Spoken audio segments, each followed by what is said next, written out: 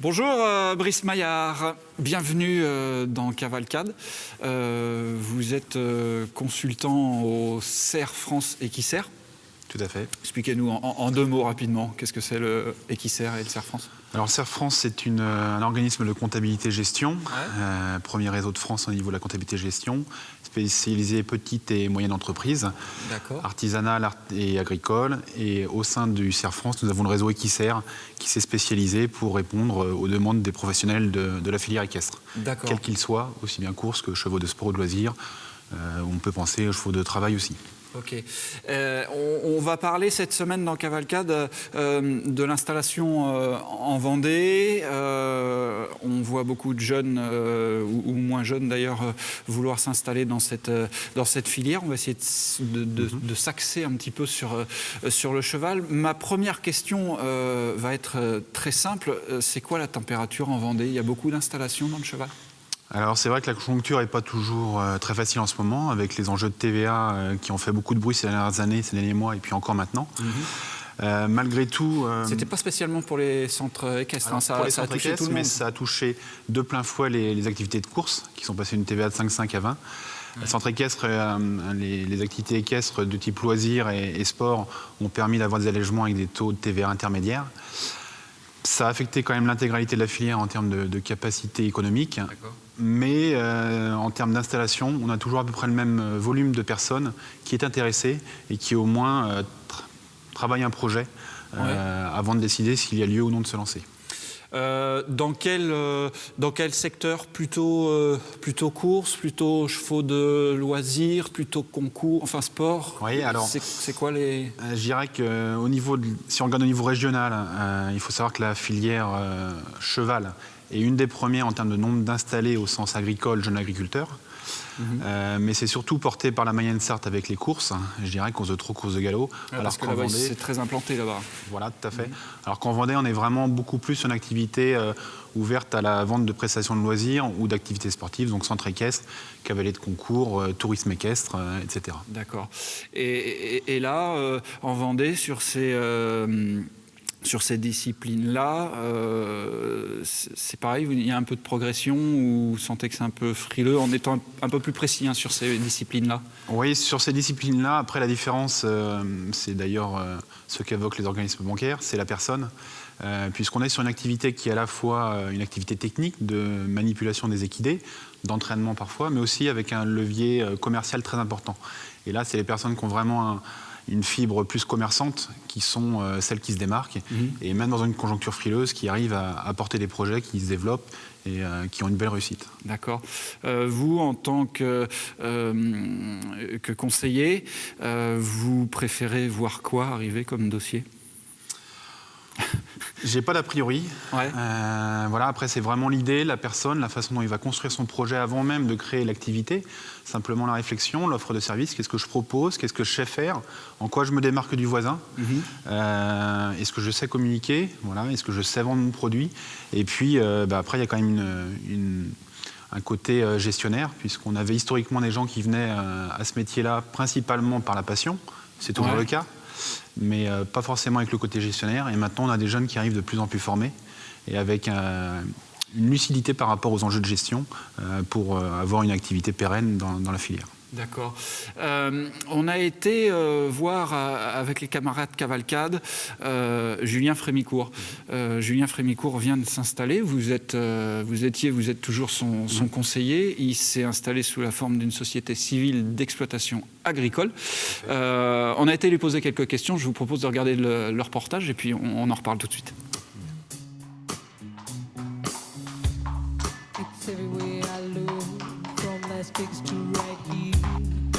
Under your dresser, right by your ear.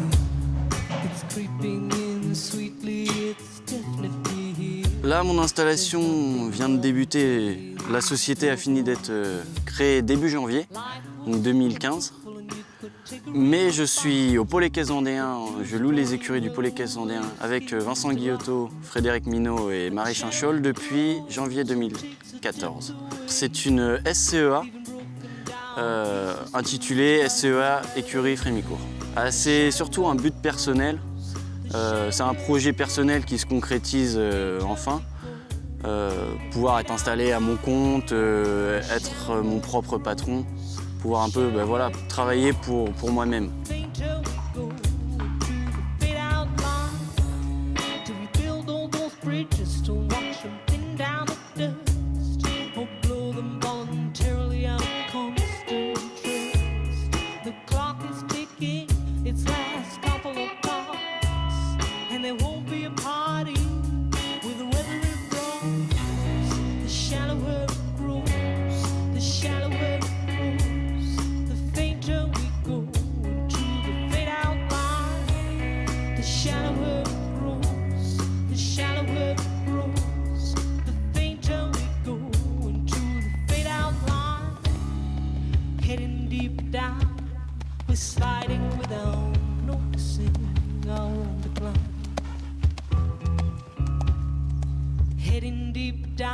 En ce moment, entre moi et mon frère, on se partage une dizaine de chevaux. Mon frère, qui fait encore des études, lui dispose que de seulement 2 chevaux. Et je dois avoir environ 8 chevaux au travail. Donc 2 personnels et après que des propriétaires. J'aimerais pouvoir en vivre le plus vite possible, le mieux possible. De plus en plus d'éleveurs, de propriétaires me confient des chevaux et qu'avec mon frère, on ait une bonne entente.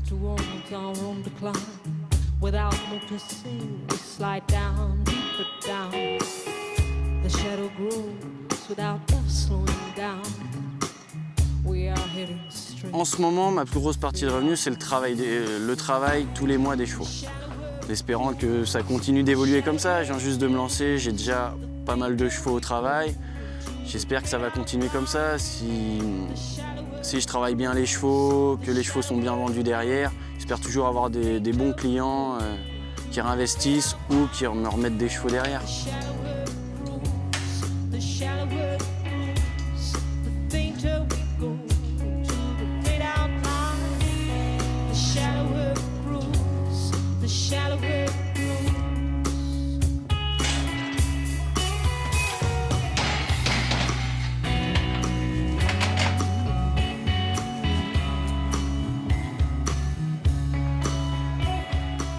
Bon, Brice, retour sur le plateau de Cavalcade. On vient de voir Julien Frémicourt nous expliquer un petit peu sa façon de voir les choses. Comment vous l'avez rencontré et du coup, comment se passe la démarche quand un jeune comme Julien vient vous voir ou c'est vous qui venez plus les voir quand vous êtes au courant qu'ils ont un projet ou comment ça se passe ? Souvent, je suis recommandé. C'était le cas pour Julien. J'ai été recommandé par son formateur, qui l'a orienté vers moi. Son formateur que j'accompagne déjà en conseil. Et donc, Julien est venu un petit peu évoquer son projet avec son frère. Et puis, avec déjà une vision, un horizon assez long pour un jeune de son âge, je dirais, 5-10 ans et même un peu plus pour faire carrière. D'accord. Voilà, donc là-dessus, il y a une réflexion, un début de réflexion. Qu'est-ce que vous voulez faire l'un et l'autre ? Et puis, comment vous voyez les choses ? Il nous expliquait au début du reportage, il nous disait qu'il s'était installé sous la forme juridique de la Société civile d'exploitation agricole. Est-ce que c'est facile, cette forme juridique-là ? Est-ce que c'est quelque chose qui vous est régulièrement demandé ou est-ce que c'est quelque chose que vous recommandez, vous ? Alors il y a déjà une façon d'apprendre les choses, c'est-à-dire que j'ai coutume de dire que le juridique c'est une affaire de spécialistes, que c'est pas forcément aux cavaliers de se poser la question de quelle forme juridique. Je leur conseille déjà de savoir ce qu'ils veulent et ce qu'ils veulent pas. Et puis après on essaie de coller la structure sociétaire aux besoins qui est la plus appropriée. La facilité qu'on a sur la SCEA, c'est que c'est une forme sociétaire agricole qui est la plus souple, qui a le moins de contraintes en termes d'organisation interne, de rémunération et puis de statut. D'accord. Donc c'est souvent des types de statuts qu'on peut avoir à faire en activité équestre en particulier. Ouais. Quand vous me dites souvent, est-ce qu'on peut peut-être pas avoir un chiffre, mais un pourcentage, ça représente beaucoup des installations dans l'équitation, la Société civile d'exploitation agricole ? Alors je dirais que sur une activité vraiment professionnelle, la première chose qu'on préconise lorsqu'on le peut, c'est le ERL, l'exploitation agricole à responsabilité limitée, qui est le pendant agricole de la SARL, qui est bien connu dans les autres activités commerciales. Et puis, alors on a encore ce type de structure sociétaire qui va représenter, je dirais, 70% des créations sociétaires. Les 30% restants vont être une SCEA. J'oublie pas non plus les exploitations individuelles, hein, donc en nom propre, qui existent aussi, bien sûr. Quand vous avez rencontré Julien, qui est un jeune cavalier, hein, quelles sont les recommandations que vous avez pu lui faire? Parce que votre rôle aussi, à un moment donné, c'est peut-être de mettre des barrières ou de limiter un peu les rêves ou autres, quoi, non? Alors déjà, c'est important, ça. En premier lieu, c'était de savoir ce qu'il voulait faire, vendre, et quelles compétences il avait besoin d'acquérir ou qu'il avait déjà. En premier lieu, alors la première chose, c'est qu'il était déjà très conscient du niveau de formation équestre qui était nécessaire. Et puis, de la nécessité de s'entourer de professionnels. Alors, nous, on en fait partie pour la partie comptabilité-gestion, mais dans d'autres domaines aussi. Donc ça, il était parce qu'il bosse avec Vincent Guillotot, voilà. Il a 2-3 bons cavaliers, une équipe vétérinaire qui l'entoure. Hein. Et puis, après, rapidement, la nécessité d'appréhender le schéma économique. Comment est-ce qu'il voyait les choses, avec là, tout de suite, un chiffrage. Concrètement, combien est-ce qu'il faut de chevaux par mois pour en vivre, à quel tarif. Et puis, qu'est-ce qui reste à la fin du mois, quoi, pour se payer. Et quand un jeune comme Julien vient vous voir, son chiffrage dont vous me parlez, il l'a déjà fait ou c'est votre boulot de le faire? Il a souvent une vague idée, et puis après, on le fait ensemble. D'accord. C'est-à-dire que souvent, je pars de son idée, et puis je mets les chiffres et on voit où est-ce qu'on arrive, en positif ou en négatif. Et puis après, on se projette sur un niveau objectif à atteindre pour qu'il y ait la rentabilité de la structure qui est attendue. D'accord. Dans le cas un peu plus particulier de Julien également, puisqu'on parle de lui, il a des visées sur le travail des chevaux pour ses revenus. Hein, c'est le travail des chevaux, c'est un peu de commerce également, quelques gains de concours.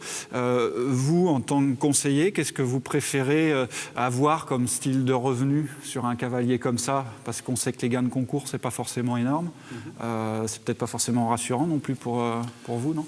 Les gains de concours, c'est pas du tout une base stable déjà en termes de volume économique, et puis ce ne sont pas des volumes économiques justement importants.